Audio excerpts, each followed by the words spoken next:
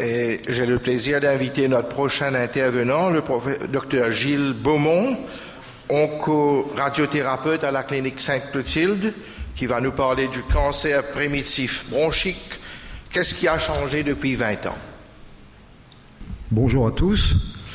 Donc le cancer bronchique, ce qui a changé en 20 ans, si on m'avait invité il y a une dizaine d'années, ça aurait été rapide, parce que il ne s'est pas passé grand-chose pendant longtemps dans le cancer bronchique. D'où est-ce qu'on part? Eh bien, fin des années 90, le professeur Pagana en a parlé, l'incidence du cancer est croissante chez l'homme et chez la femme. C'est la première cause de décès par cancer. Et malheureusement, le cancer reste une maladie de très mauvais pronostic avec peu de traitements efficaces. Et un pronostic péjoratif, avec une durée de survie, une médiane de survie qui dépasse difficilement 10 à 12 mois dans les cancers évolués. Peu d'innovation en chimiothérapie avec une seule molécule efficace, essentiellement efficace, c'est celle de platine. Voilà, donc pas grand-chose. Dans les congrès, les oncopneumologues, ils rasent les murs. Quand on leur demande quoi de neuf dans le cancer du poumon, il ne se passe pas grand-chose. Pas beaucoup d'éléments. Et puis les choses vont quand même évoluer avec à partir des années 2000 beaucoup d'événements qui vont changer la donne et qui vont mettre en avant le cancer bronchique dans la cancérologie en général. Alors la chimiothérapie 20 ans après, pas grand chose de plus, peu de changements, donc elle a sa place confirmée dans les traitements adjuvants après la chirurgie ou en association avec la radiothérapie dans les tumeurs localement évoluées. Elle diminue le risque de récidive métastatique. Pas beaucoup d'évolution dans les molécules. Ça reste toujours les sels de platine et puis peut-être une molécule qui est apparue qui est le Pemetrexed dans les adénocarcinomes qui s'est imposé comme le traitement de référence. Et en deuxième ligne, après échec d'une première ligne de chimiothérapie, le docetaxel avec des réponses qui restent modérées. Parallèlement à ça, vu le pronostic, eh bien on s'est beaucoup penché, on a beaucoup travaillé dans les soins de confort, l'apparition des facteurs de croissance hématopoïétique pour améliorer la tolérance des chimiothérapies, les traitements contre les effets émétisants de la chimiothérapie, les vaccinations pour contrôler les risques de complications septiques, et les soins palliatifs qui se sont beaucoup développés grâce à la cancérologie thoracique et qui ont montré que prendre en charge de manière palliative très précocement les patients atteints de cancer avec donc des pronostics sévères, eh bien on améliorait non seulement le confort de vie, mais on améliorait le pronostic. Donc les soins palliatifs ont une place prépondérante dans la prise en charge des cancers du thorax. Et puis l'évolution de la médecine, la recherche, la compréhension de l'oncogénèse a permis de faire apparaître donc les nouveaux traitements qui ont un peu révolutionné les choses, avec en 2004 le premier traitement ciblé qui est apparu sur la place des anti-angiogéniques. Les anti-angiogéniques, c'est la première thérapie ciblée efficace utilisée dans le cancer bronchique. Alors c'est un médicament qui va inhiber l'angiogénèse tumorale.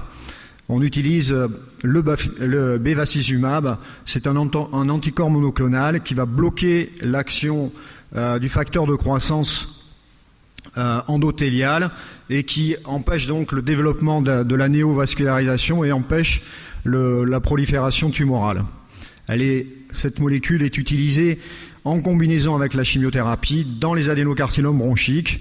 Elle a une toxicité propre, totalement différente de la toxicité des chimiothérapies. C'est un peu l'évolution aussi des traitements qui font apparaître des effets secondaires différents. On n'a pas la toxicité classique des chimiothérapies, plutôt des toxicités à type d'hypertension artérielle, de syndrome hémorragique, de troubles de la cicatrisation, de syndrome thromboembolique ou de protéinurie, qui sont des éléments, des événements, des effets secondaires qui sont nouveaux dans la prise en charge des cancers et qui sont apparus avec l'apparition de ces nouveaux traitements. Toujours dans les traitements innovants, eh bien, le développement de l'oncogénétique, de la génétique des tumeurs et de la biologie moléculaire qui ont permis de mettre en évidence des mutations du gène tumoral et à partir de là de développer des traitements antitumoraux.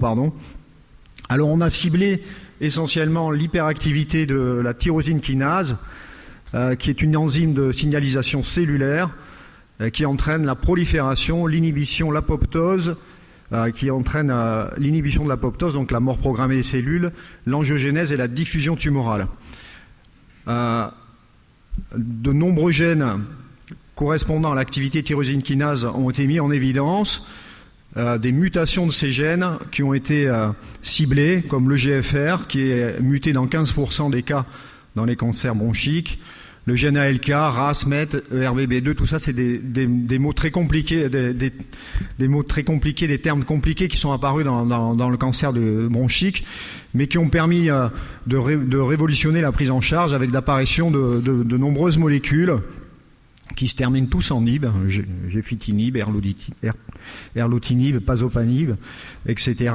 L'osimertinib, c'est le dernier anti-tyrosine kinase qui a le vent en poupe et qui cible les anti-GFR. Il y a des anti-tyrosine kinase qui ciblent d'autres mutations du gène anti-ALK ou ROS. Ce sont des traitements qui s'administrent par voie orale, donc ce sont des traitements qui sont faits en ambulatoire, les patients sont chez eux, et ça change complètement la prise en charge des patients atteints de cancer du poumon. Ils ne sont plus en hospitalisation, ils ne sont plus dans les hôpitaux de jour, ils sont vus en consultation et ils sont gérés à domicile, c'est beaucoup plus simple. Parallèlement à l'étude des gènes tumoraux, eh bien, est apparue également l'immunothérapie. L'immunothérapie au cœur de la recherche fondamentale et clinique. En 2018, 2 prix Lasker ont été attribués sur de la recherche sur l'immunothérapie. En 2019, un prix Nobel de médecine et de physiologie. Tout ça pour dire que l'immunothérapie, c'est le traitement du cancer et particulièrement important dans le cancer du poumon, encore une fois. Juste pour signaler une des premières études sur l'utilisation de l'immunothérapie, l'étude Checkmate, et on voit très bien une comparaison entre un traitement par nivolumab comparé à une chimiothérapie classique de référence, et on voit très bien donc les courbes de survie qui se séparent, et avec si l'on prolonge la durée de surveillance, des très longs survivants grâce à l'immunothérapie. Alors cette immunothérapie, elle vient de la découverte des mécanismes de défense contre l'immunité antitumorale qu'on appelle les points de contrôle immunitaire ou les checkpoints au niveau des lymphocytes. Eh bien, les traitements vont cibler des récepteurs CTLA4 ou PD1 qui sont donc les zones d'inhibition au niveau des cellules tumorales vis-à-vis du système immunitaire antitumoral. Donc on a développé des molécules efficaces qui ciblent le ligand tumoral du PD1.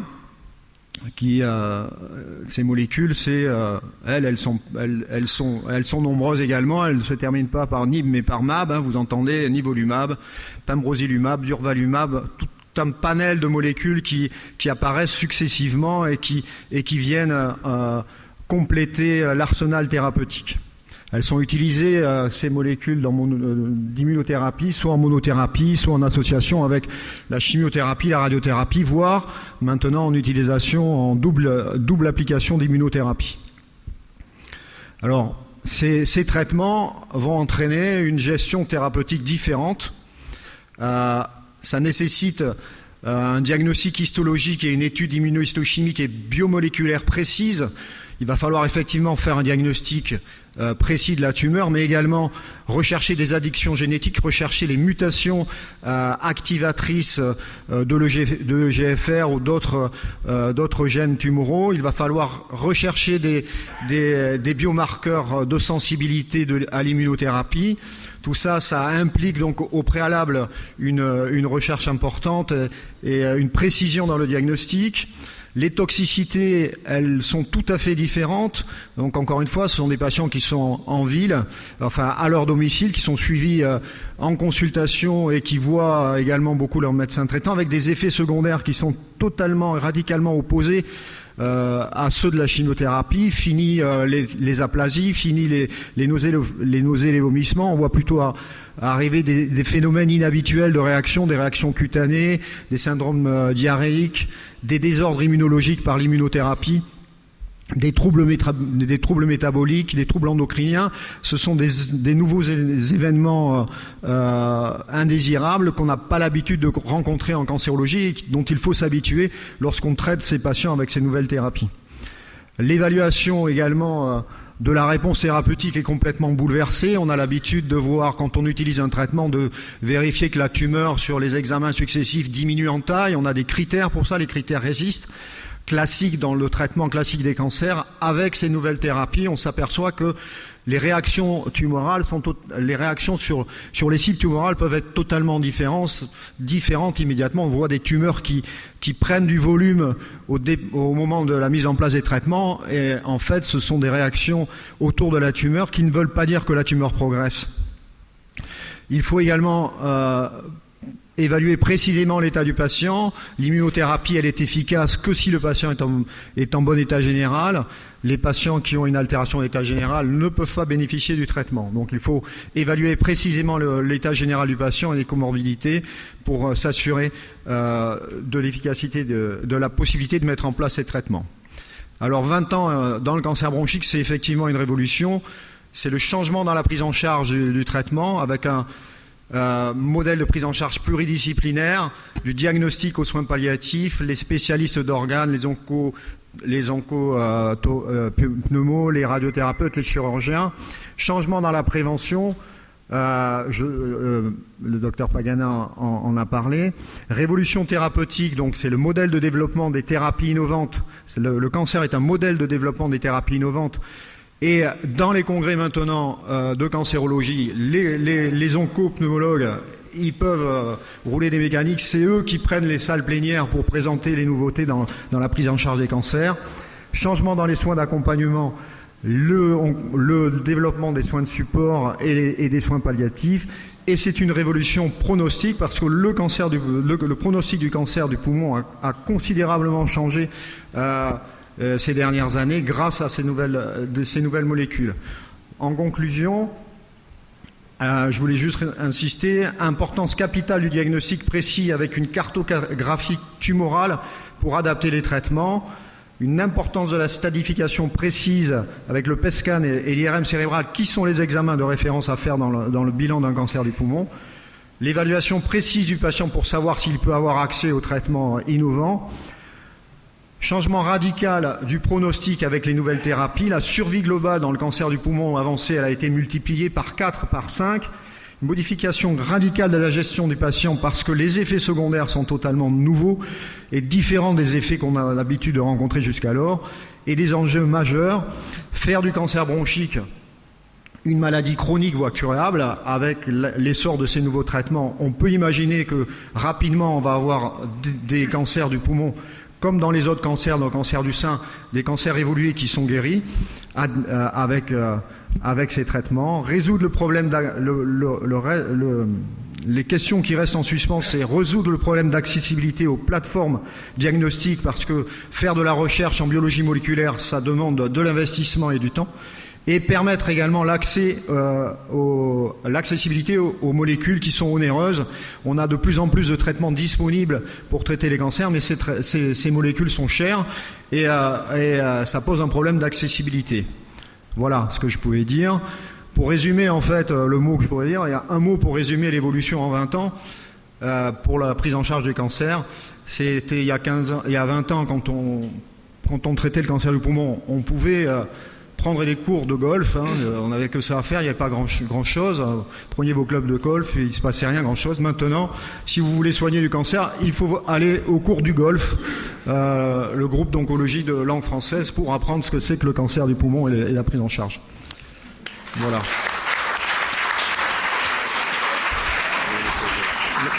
Merci, Dr Beaumont. J'avais une question de radiologue, excusez-moi. Les thérapies ciblées et l'immunothérapie, ça concerne que les cancers bronchiques non à petites cellules ou... Alors, les thérapies ciblées ne concernent pour l'instant que les non à petites cellules.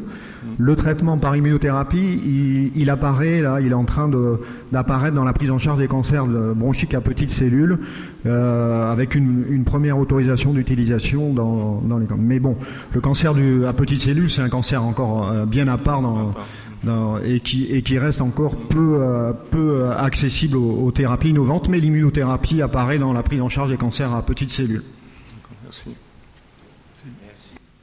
Merci beaucoup, Dr Beaumont.